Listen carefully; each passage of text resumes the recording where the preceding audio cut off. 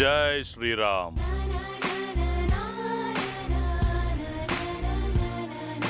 మీనాక్షి వాసుదేవుని తీసుకుని ఇంకా బయలుదేరినట్లేదే. మీనాక్షమ్మా, నువ్వు వాసుదేవుని తీసుకుని ఎందుకు వెళ్ళాలనుకుంటున్నావో నాకు తెలుసులే. నువ్వు చేయాల్సింది నువ్వు చెయ్యి, నేను చేయాల్సింది నేను చేస్తాను.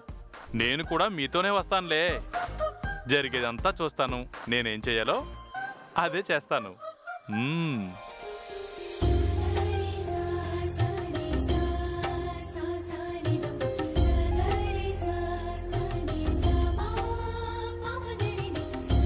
అను, జై. అదేంటండి, హాలిడేస్ ని ఎంజాయ్ చేయమని పిల్లల్ని రవి వాళ్ళ ఇంటికి మీరే పంపించారుగా. ఇంట్లో లేరని తెలిసి కూడా పిలుస్తున్నారేంటి?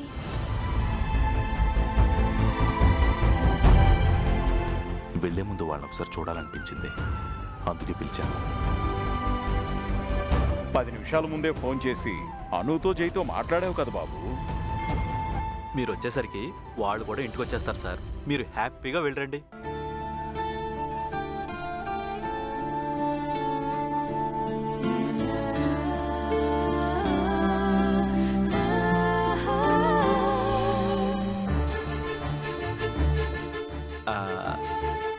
బాబాయ్, నాకు విషయం అర్థం కావట్లేదు బాబాయ్. ఏంట్రవి? సార్తో కలిసి ఉండటం ఇష్టం లేని మీనాక్షి మేడం గారు అంత పట్టుబట్టి సార్ని ఎందుకు తీసుకెళ్తున్నారా అని. అదే నాకు కూడా అర్థం కావడం లేదు రవి. ఏదైతే ఏమైందిలే బాబాయ్, వాళ్ళిద్దరూ కలిసి వెళ్తున్నందుకు నాకు చాలా హ్యాపీగా ఉంది. వాళ్ళు ఏ విధంగానైనా కలిస్తే చాలా సంతోషం. అవును బాబాయ్.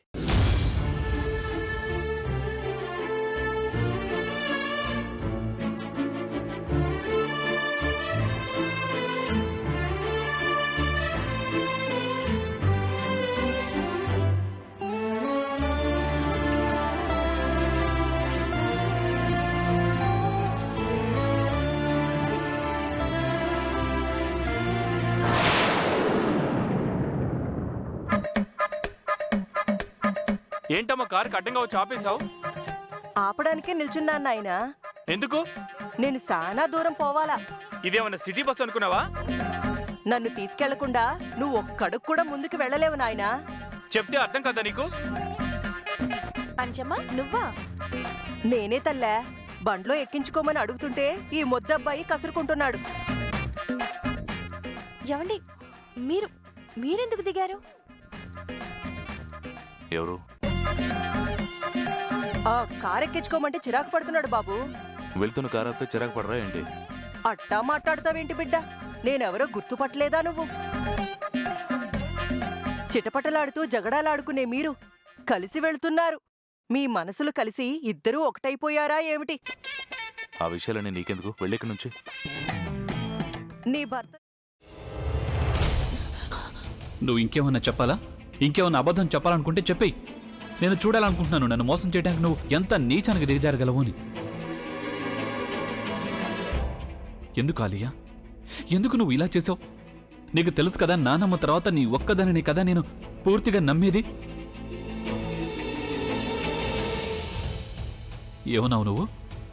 ఈ మధ్య అన్నిటినీ మర్చిపోతున్నావా? అది చాలు. వాటిలో ఉన్న శక్తి విషయాన్ని గ్రహించి మనకు వివరిస్తాయి.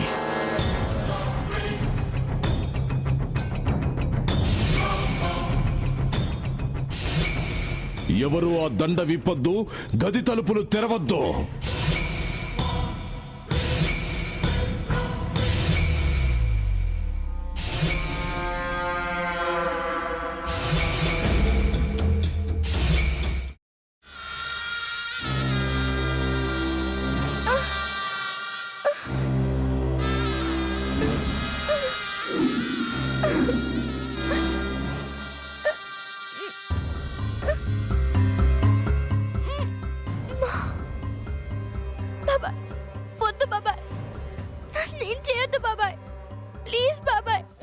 నీకు నిజం తెలిసినప్పుడే నా ఆలోచనలో నువ్వు చచ్చిపోయావు.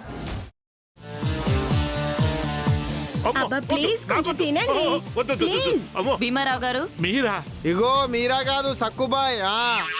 అవును, మీ పనామే లేచిపోయిందని చెప్పి కంప్లైంట్ ఇచ్చినావు కదా. రేయ్, ఆయన కంప్లైంట్ ఇచ్చింది లేచిపోయిందని కాదు, కనిపించడం లేదు అని. అట్లానా?